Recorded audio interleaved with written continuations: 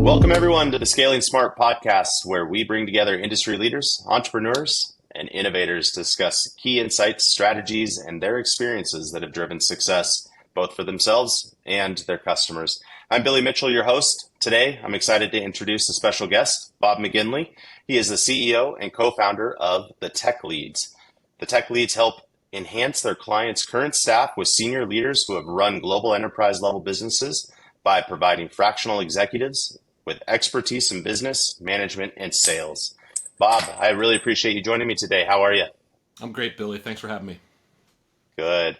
Hey, we were chatting a little bit about this just before jumping on, but you're located in Olympia. How long have you been out there? Olympia, Washington, for those who don't know. Yeah, Olympia, Washington. I got moved out here by IBM in 2001 to help with a big state contract. So that's kind of what got me out here. Took a little while, then we fell in love with it, and this is home now. Excellent. Are you a Seahawks fan? Are you a Mariners fan? Um, How are you doing? I like all the Seattle teams, but I grew up outside of Philadelphia, so I'm a pretty hardcore Eagles, Phillies, Flyers fan. I feel like anybody I've met from Philly, it's almost a sin not to be fans. So Yeah, I bunch get of it. scumbags, but it's in my blood, so I can't really. And then all my friends from home would disown me if I ever wore someone else's jersey. So I got to be careful. Yeah. Well, I won't tell anybody if you don't. Awesome. Well, I'm looking forward to diving in to your journey, learning a little bit more about you and your organization, of course, the impact you're making. Um, the questions that we have for you here coming up, they center around three primary topics. Number one is going to be you and your organization. Number two, your industry and overall ideal client for you. And then really the heart of the purpose of the podcast is growing and scaling. You know, what's worked for you, what didn't work. And little teaser, I already know that you and I are going to have a really good conversation around partnerships. It's a passion of mine. So I'm excited to do that. You ready to jump in? Yeah, let's do it. Awesome. All right, let's start with your business and you. If you could, in 90 seconds, give me an overview of what you do and why. Yeah, so it was kind of I saw a market need when I was in my previous role at Software One. We were talking to a lot of these little companies that needed help. They're good, solid companies. They had revenue, but they really couldn't afford the higher end consulting services. So I wanted to create a company that could kind of be focused on small to medium businesses, but that could provide like the higher end consulting engagement for a more affordable price, and really just try to help them, across the board, whether it be technical stuff or sales or tooling, whatever they were kind of going through. We have the skills to match that. So that's kind of the business model. Excellent. And now tell me a little bit more about you personally. Where did you come from? Obviously, Philly. How'd you get your experience and what led to the tech leads? Yeah, so man, I'm aging myself here a little bit, but uh, going back, I went to NC State in Raleigh, and then decided I didn't want to work in an office. I I did an internship when I was back there and had to wear a jacket and tie every day, and I said, this is not what I want to do with my life. So I packed up ship and moved to Lake Tahoe and went skiing for 10 years. And and then met my wife, and we kind of started our lives together from there. And then I went and had this lunch one day. It's a funny story, with a buddy that I worked with at the ski area, and we were doing a proposal. I was doing a lot of graphics work on computer stuff, writing a lot of code. This is early 1990s, so the internet was just starting. And his wife joined us at lunch and said, "Do you mind if I take a look at your resume?" And I was like, "Yeah, sure, go ahead." And she kind of looked at the resume and she said, "Do you have programming experience?" I said, "Yeah." She's like, "How would you like to come work for IBM?" I was just sat there and saying, "Oh, that's really funny. I didn't know you were a comedian." And she's like, "I'm dead serious. We have a project here in Carson City. There's no programmers here. It's a cowboy town. We're desperate for developers, and you've got some good technical skills." So I got hired by IBM in 1996, and never looked back, man. So it was, I found my niche. I found, it's everyone in life, I hope, at some point finds their gift for the world, right? And mine was just building applications, the architecture behind them. I've always said I see code like Neo sees the Matrix, right? So I just have always felt really comfortable in it. That's my, that's my safe space. There's nothing I like more than a 17-hour flight to Singapore with my laptop and a good program to work on for a couple hours. So got, super heavy on the technical side. And then it was later in my career where I did a lot of product development, did a lot of services work, and then really kind of figured out at the end of my career that anyone who makes money in those businesses are in sales. So I jumped into the sales side, and then took a position with Software One a couple years ago, helping them build their services business in North America, and then eventually globally. And that's kind of where I come up with the idea of the tech leads, is just because we were seeing these smaller companies kind of struggle, not being able to get the right resources, didn't really have the money to pay the bigger consulting agencies. So we developed a service product for that size company, and it's been an interesting. It's only, the company's only eight months old, I think, at this point. But it's been a really good ride. So we've learned a lot. That's We're awesome. doing a lot of new stuff. Yeah. So no regrets at this point, but I think the next phase of what we're doing is going to be a lot more successful than the past. So this discussion is perfect timing for what we're seeing. Good. I love it. And yeah, there's a lot of good stuff already in there, but unrelated, I have to ask you, as a developer and coding, one of my favorite YouTube music channels to listen to while I'm working is anything to do with developer music. Something about it just gets me in that zone. And I feel like I'm just hacking away, building out an incredible standard operating procedure. So not Yeah. quite the same, but the music is incredible for focusing. I have Um, my own channel on YouTube as well, called it's the one that I like is called Lance's Dark Moods. awesome. I'm gonna And have to check it out. I'm always on the it's lookout for good it's ones. yeah, it's perfect for coding. It's a buddy of mine got me into this DJ called Nightmares on Wax, if you've ever heard of Nightmares on Wax. All right. And always being a rock and roll guy, I never thought I'd be getting into electronica and the techno stuff, but Yep. it's a good genre for writing code. That's excellent. Now back to really the meat and why we're here. So I'm also actually very interested in the world of fractional placement for a couple different reasons. One, I'm a partner in a recruiting firm, and knowing and understanding how fractional work is sometimes certainly the most efficient and cost effective at times way to produce, but certainly a great way to kind of plug and play missing needs within your organization. As an example, my controller and CFO of my organizations, he's a fractional controller. He has his own agency that does this for people. So there is immense value in it, and it's not always the cheapest by no stretch. So I'm excited to kind of dive a little bit deeper into that. So let's dive into who your clients are, or rather more about your clients. So if I brought you an ideal client today for the tech leads, what does that look like? Who are they? Talk to me about their organizations, maybe some of their needs at this moment.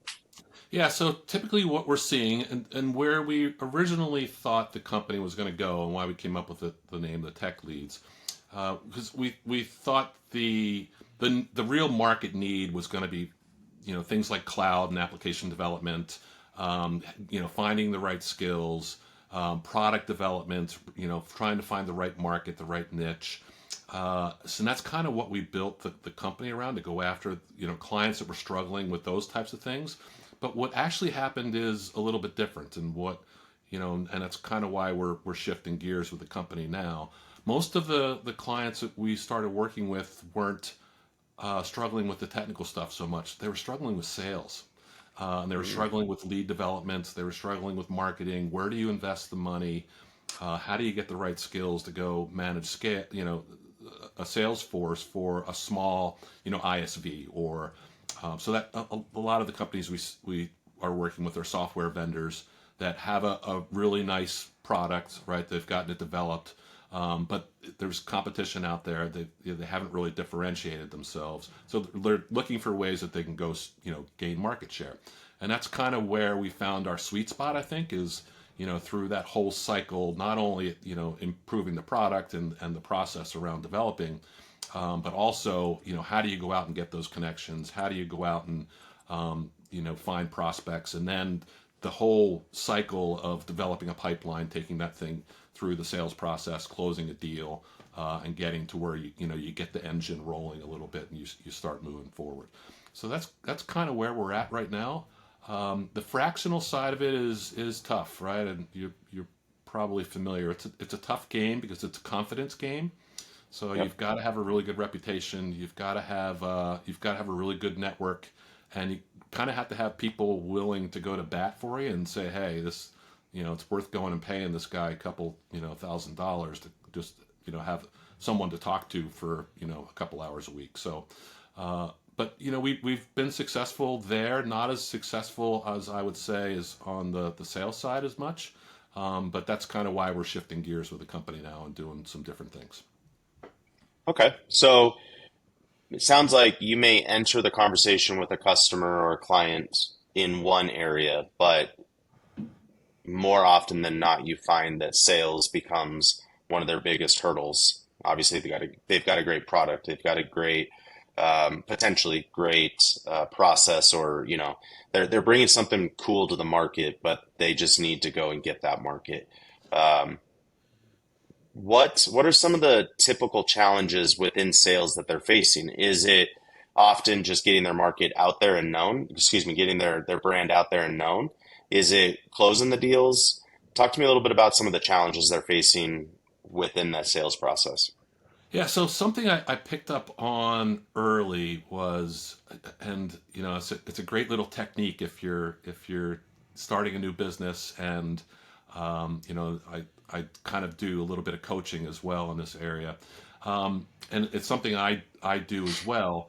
Is if you have CEO, founder, or there's certain other titles in your LinkedIn profile that all of these apps are kind of trying to grab and pull your profile out so that you can be put into a lead generation tool, right?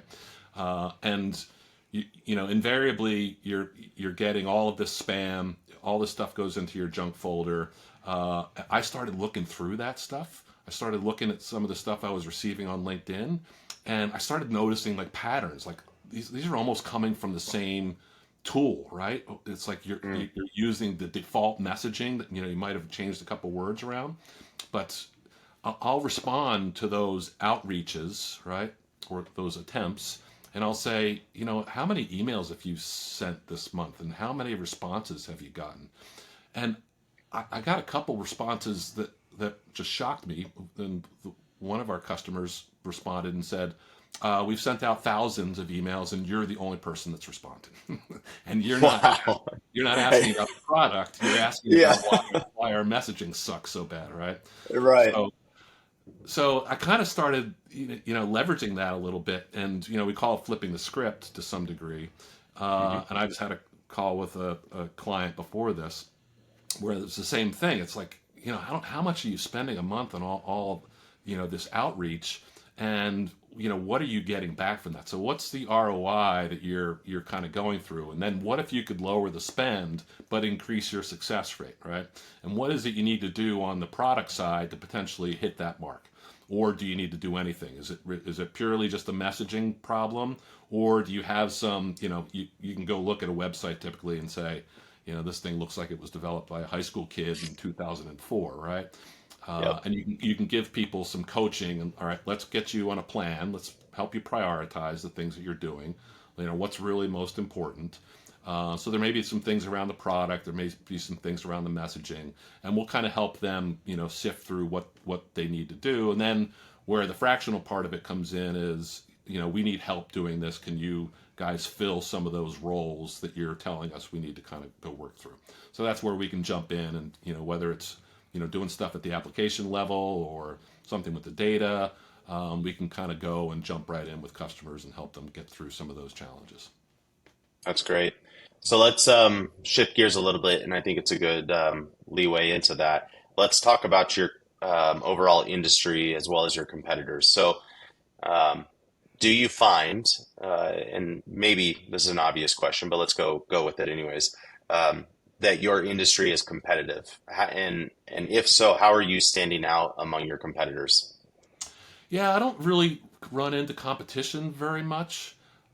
It's more getting access to the decision maker that's been our challenge.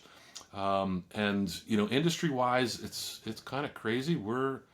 I said earlier we do a lot of stuff with technology companies, software developers, but we're also we've done some work with retail customers. We've done work with nonprofits. We're working now with a financial company in Chicago. We've done energy companies. So we're able to fit in anywhere a company is using technology, and obviously that's everyone to a degree.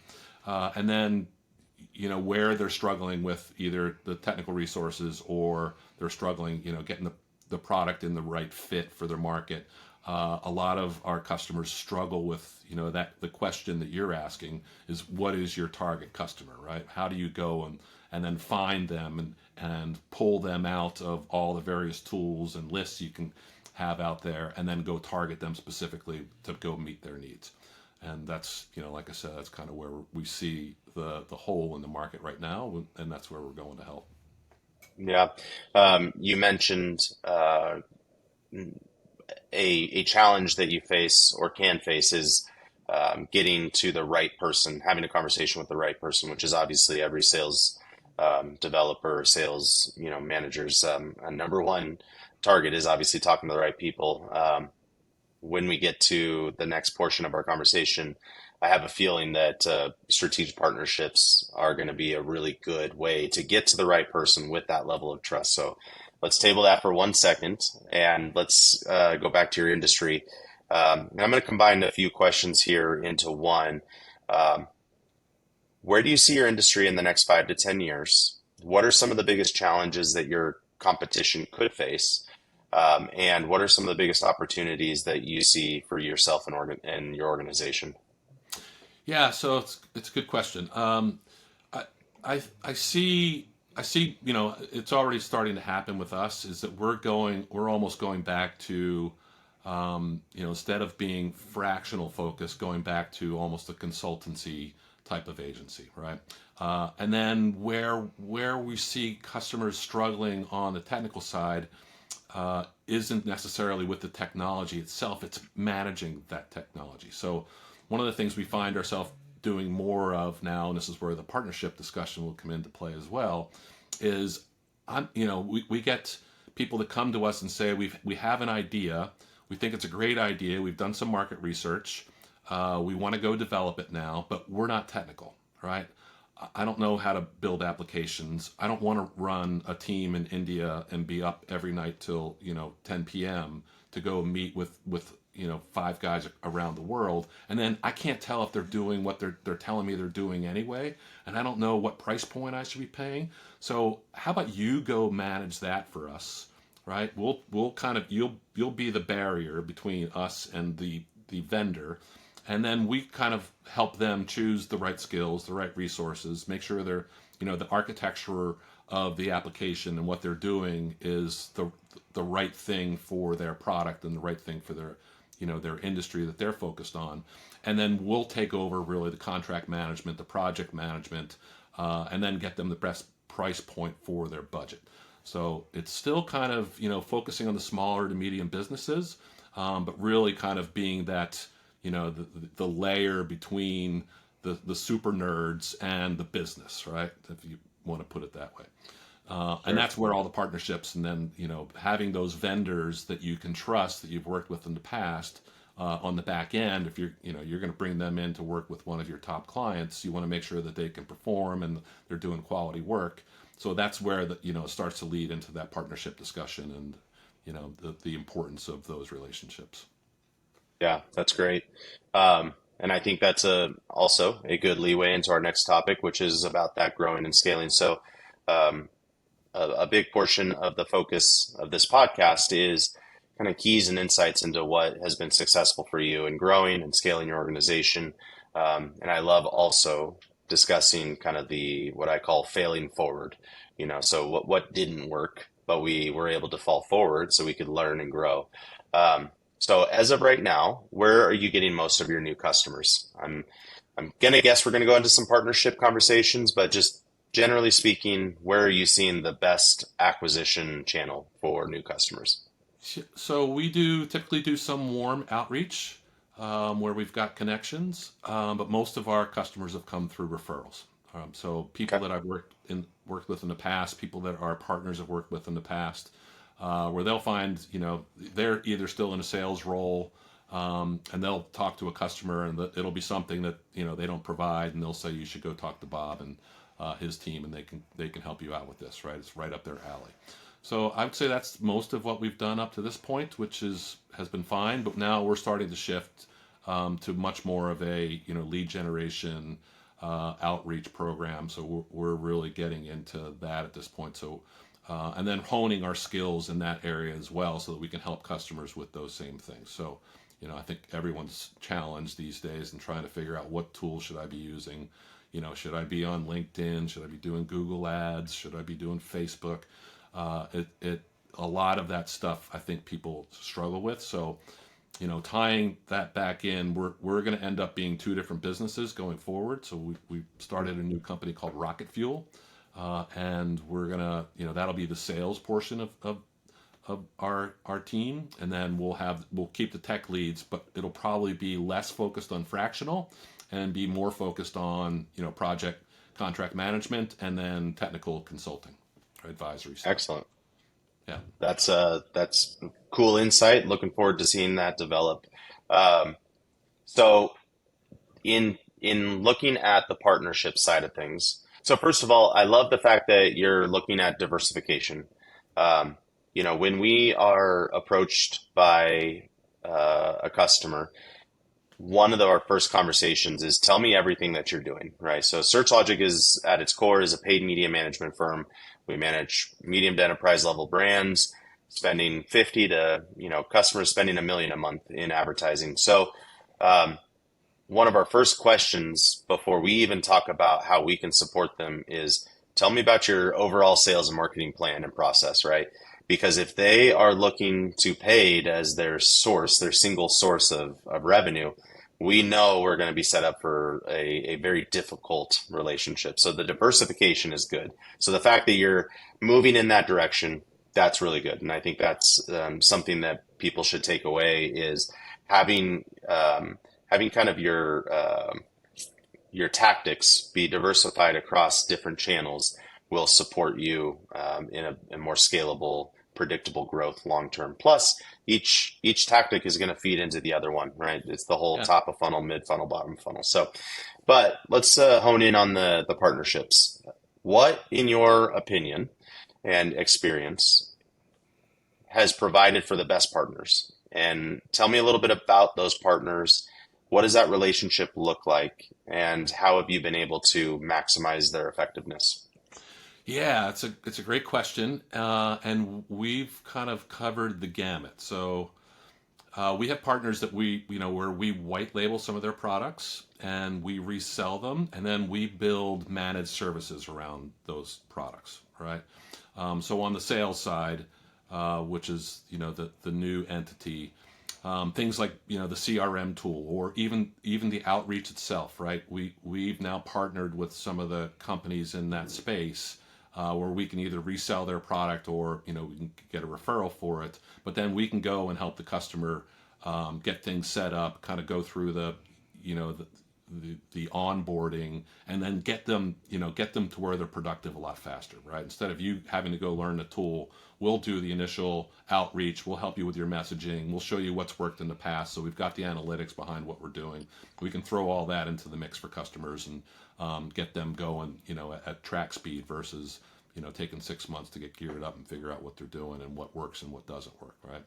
So pulling customers in as at the resale level is one aspect of it. The other thing that we've done is what we call gain share.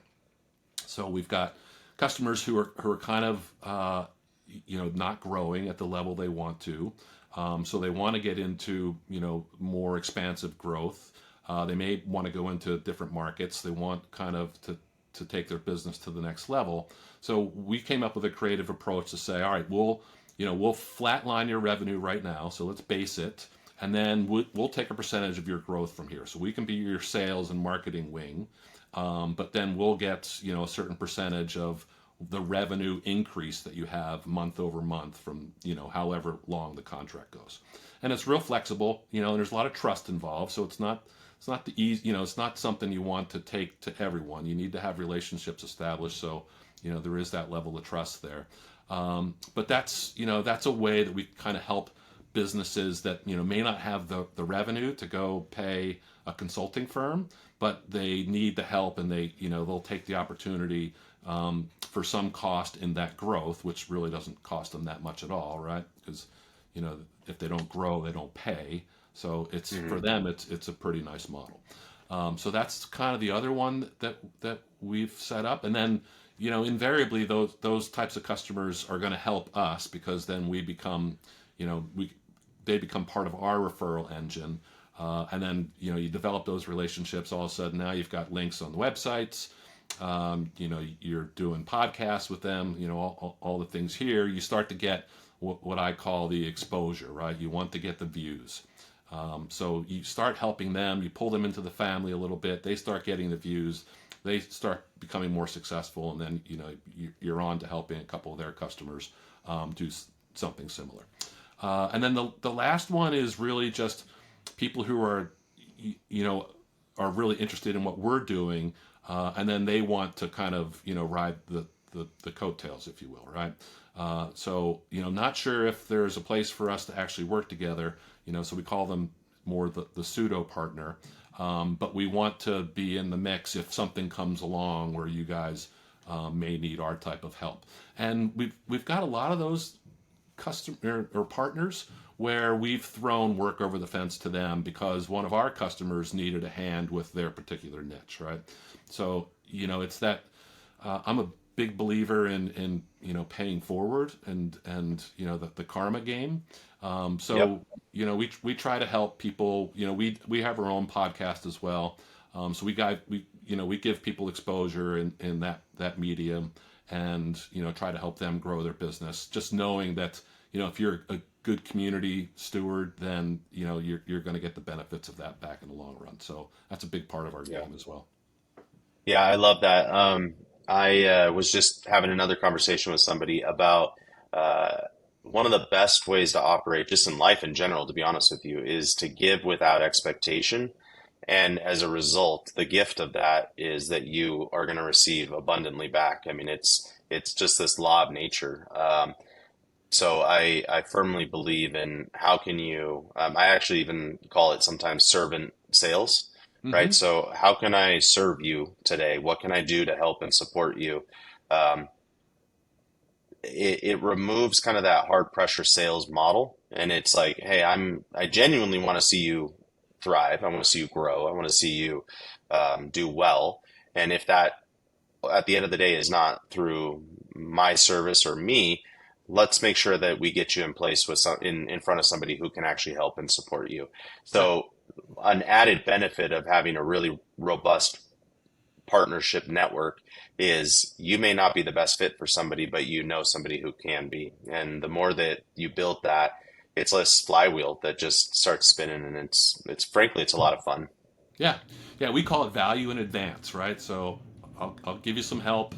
That's We'll good. throw some hours at you. Go whatever it is, right? You need help with the website. We'll go do an assessment. We'll give you some tips on some of the stuff we're doing. Make some introductions.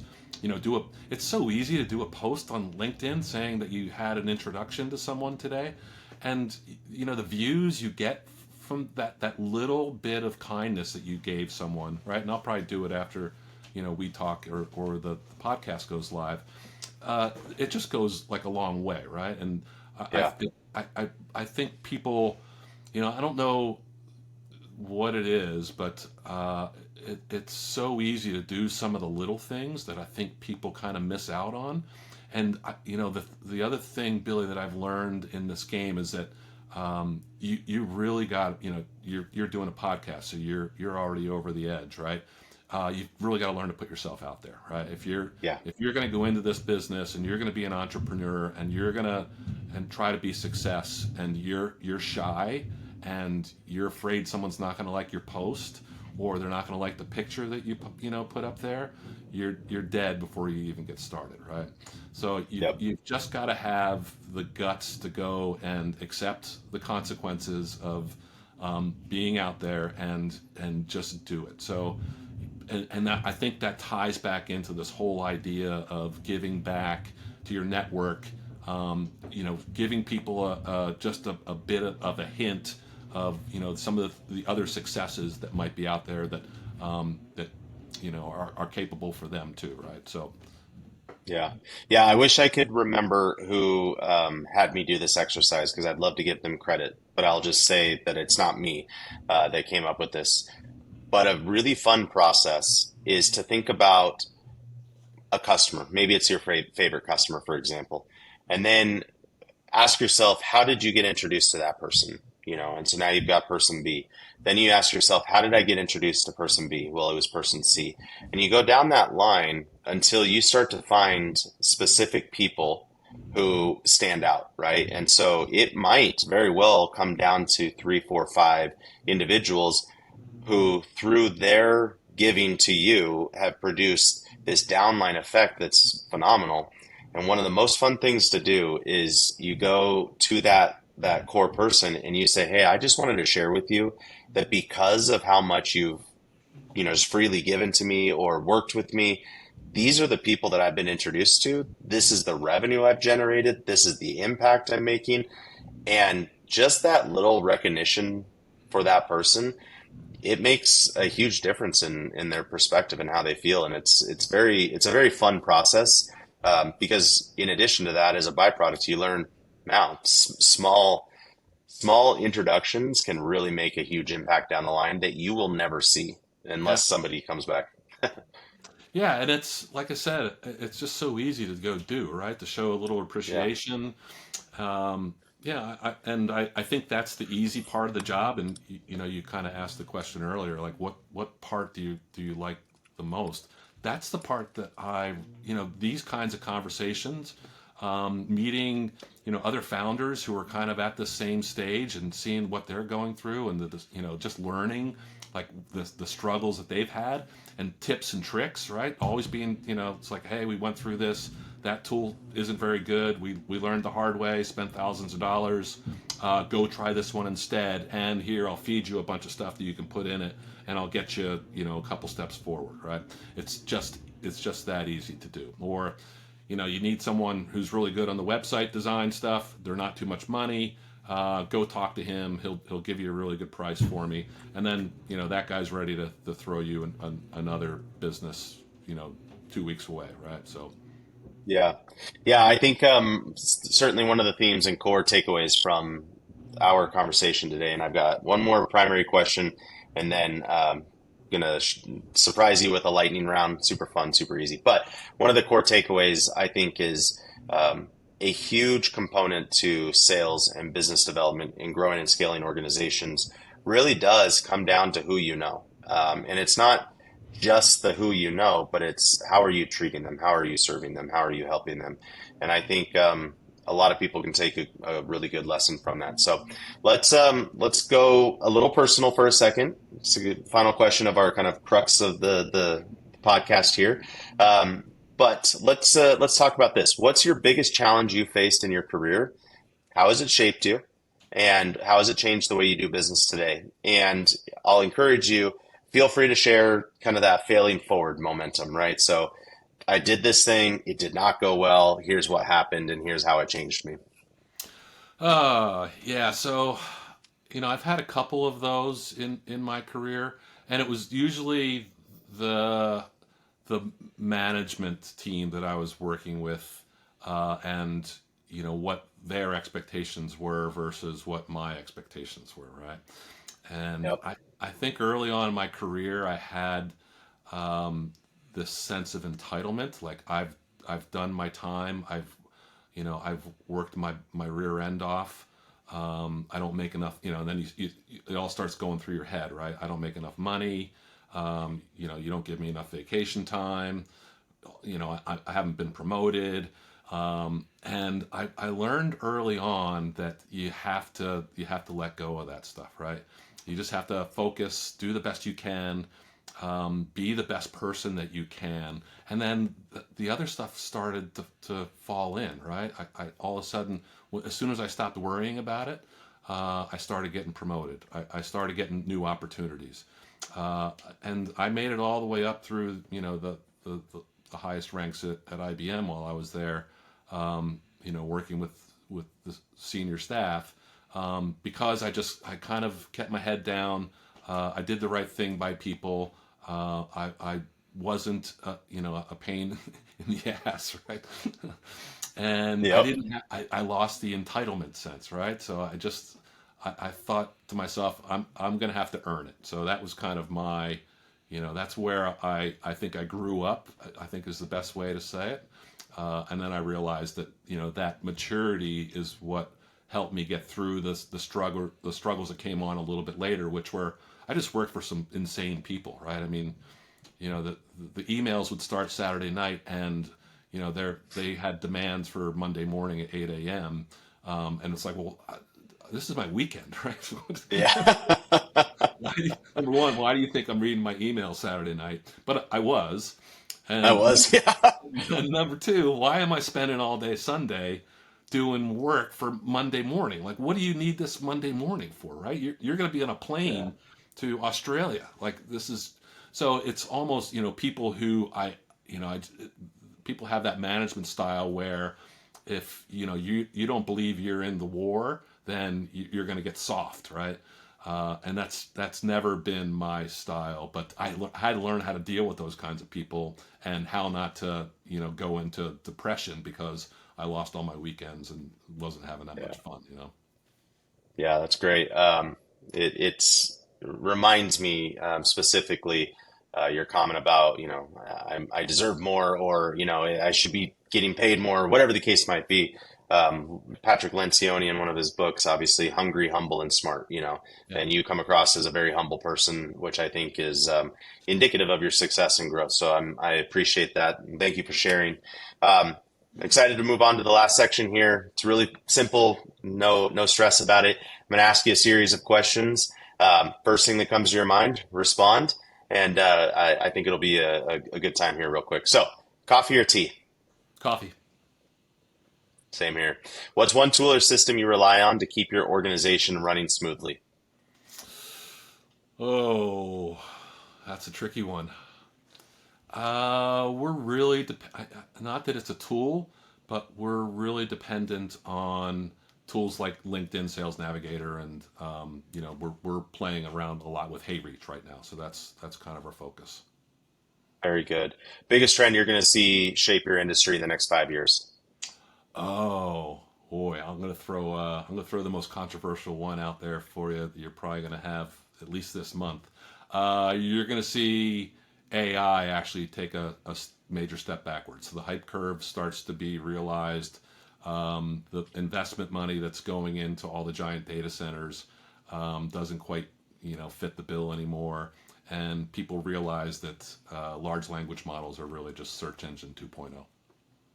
Man, I would love to spend another podcast with you talking about that. Another day, another time. Favorite book, podcast, or resource that influenced your business growth? Oh man, there's a bunch of good podcasts out there.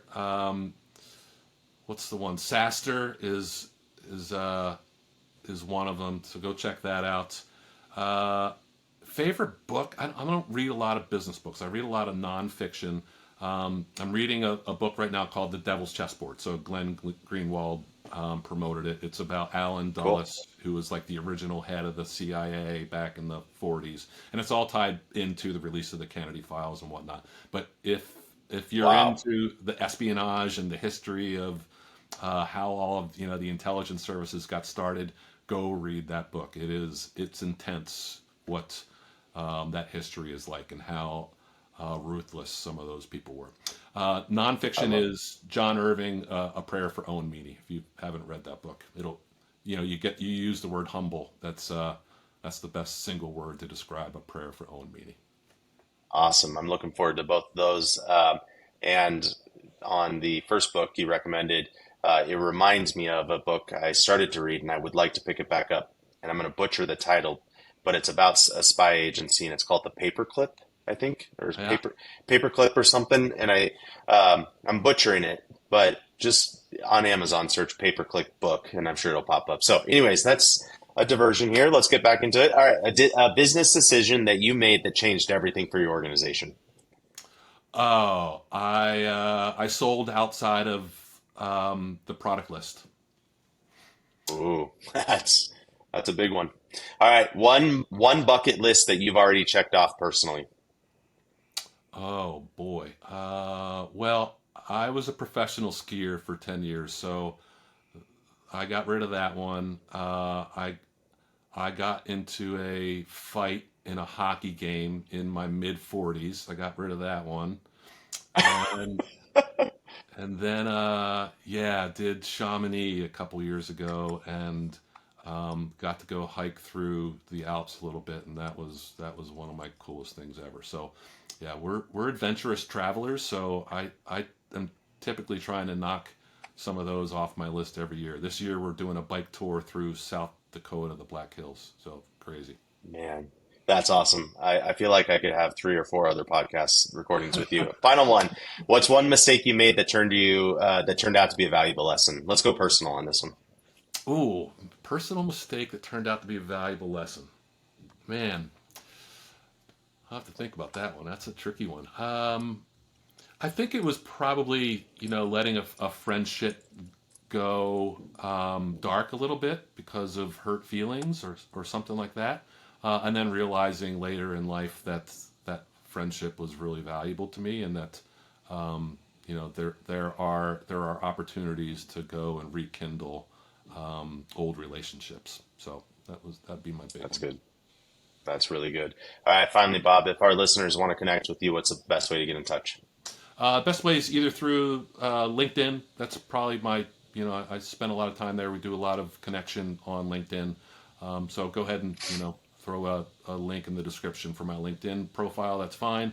And then I'm pretty much all over the web. If you just go search for Bob McGinley, you'll find me. And then the techleads.com. So yeah. Love it. Well, this has been wonderful. I really appreciate your time. And that makes a wrap for this episode of Scaling Smart. I'm your host, Billy Mitchell, and I want to thank you for tuning into the Scaling Smart podcast, where we have conversations with real people who have real stories, who have learned how to scale smart.